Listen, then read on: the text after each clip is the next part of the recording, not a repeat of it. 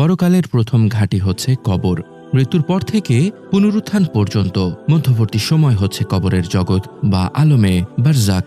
কবর আযাব সত্য।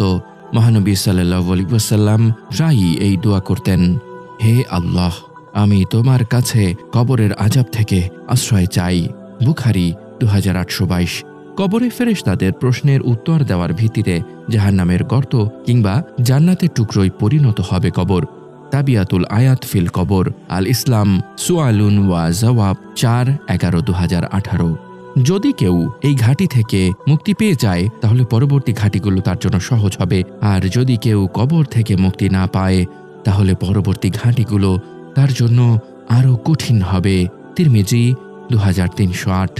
কবর আযাবের কারণসমূহের মধ্যে গীবত, পরনিন্দা, প্রস্রাব থেকে পরিচ্ছন্ন না হওয়া, অন্যের দোষ খোঁজা, সম্পদ হরণ, ধোঁকাবাজি, প্রতারণা ও প্রাপ্য থেকে অন্যকে বঞ্চিত করা, কোরআন হাদিস অস্বীকার করা, কোরআন তেলাওয়াত বা অধ্যয়ন না করা, ফরজ নামাজ না পড়ে ইচ্ছাকৃত ঘুমানো, মিথ্যা বলা, সুদ খাওয়া ও জিনা ব্যভিচারে লিপ্ত হওয়া অন্যতম। ডক্টর আব্দুল্লাহ ইবনে হামুদ আল ফারিহ মিন আসবাবি আযাবিল কবরি মা দলিল শাবকাতুল আলুকা 4/11/2018। কবর আযাব থেকে মুক্তির উপায়। উল্লেখিত কবর আযাবের কারণসমূহ বা গুনাহগুলো থেকে দূরে থাকতে হবে, আর অধিক হারে মৃত্যু স্মরণ কবর আযাব থেকে মুক্তির বড় উপায়, কেননা এটি গুনাহ থেকে বাঁচতে সহায়ক হয় এবং তওবা করতে উৎসাহী করে, নেক আমলে উদ্বুদ্ধ করে, পরকালের ব্যাপারে ভীতি সঞ্চার করে, ঈমান বিশ্বাসে সঞ্জীবিত করে। এছাড়াও তাওহীদ, বিশ্বাস, তাকওয়া, অটলতা, আল্লাহর রাস্তায় গমন ও শাহাদাত বরণ, ইসলামী রাষ্ট্রের পাহারা দেওয়া, নিয়মিত সূরা মুলক পাঠ এবং সময় উপযোগী আমল ইবাদত ইত্যাদি কবর আযাব থেকে রক্ষা করে। ডাক্তার খালিদ রাতিব আল আসবাব আল মুনজিয়া মিন আযাবিল কবর শাবকাতুল আলুকা 4/11/2018। সূরা মুলকের ব্যাপারে নবীজি সাল্লাল্লাহু আলাইহি ওয়াসাল্লাম ইরশাদ করেছেন, প্রতিদিন ঈশার নামাজের পর রাতে ঘুমানোর আগে যে ব্যক্তি সূরা তাবারাকাল্লাযী অর্থাৎ সূরা মুলক তেলাওয়াত করবে তার মৃত্যুর পর কবরের আযাব মাফ করে দেওয়া হবে। তিরমিজি 2890। মুস্তাদরাকে হাকিম। পেটের রোগে মৃত্যু হলেও কবরের আযাব নেই।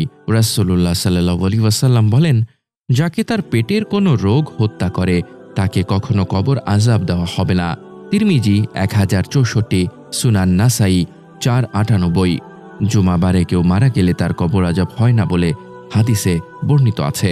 আব্দুল্লাহ ইবনে উমর রাদিয়াল্লাহু তাআলা আনহু বর্ণনা করেন, রাসূল সাল্লাল্লাহু আলাইহি ওয়াসাল্লাম বলেছেন, যে মুসলমান জুমার দিনে কিংবা জুমার রাতে মৃত্যুবরণ করবে নিশ্চয়ই আল্লাহ তাআলা তাকে কবরের ফিতনা থেকে বাঁচিয়ে রাখবেন। তিরমিজি 1095। মিশকাত 1367। মুসনাদে আহমদ 11/147।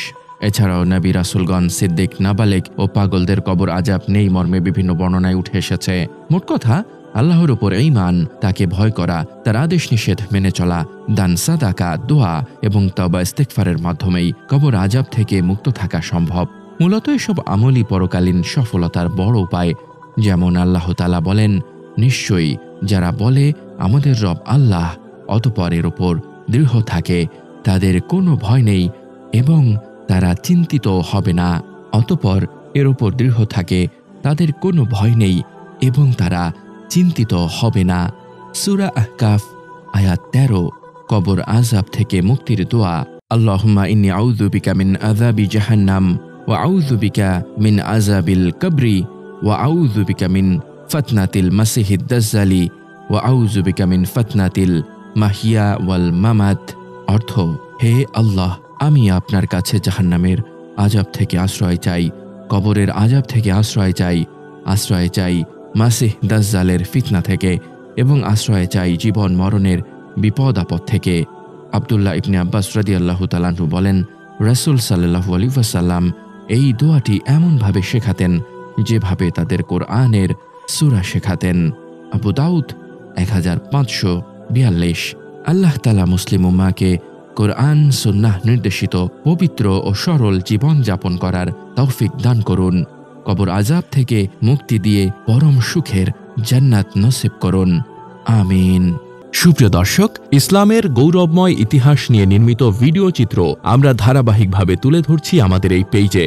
আপনি যদি নতুন হয়ে থাকেন, নিত্য নতুন ইসলামিক ভিডিও পেতে আমাদের এই ফেসবুক পেজটি ফলো দিয়ে আমাদের সাথেই থাকুন। আর আজকের ভিডিওটি কেমন ছিল কমেন্ট করে জানাতে ভুলবেন না। যদি ভালো লেগে থাকে দিন প্রচারের উদ্দেশ্যে অবশ্যই লাইক ও শেয়ার করে ছড়িয়ে দেওয়ার অনুরোধ রইল। আল্লাহ হাফেজ।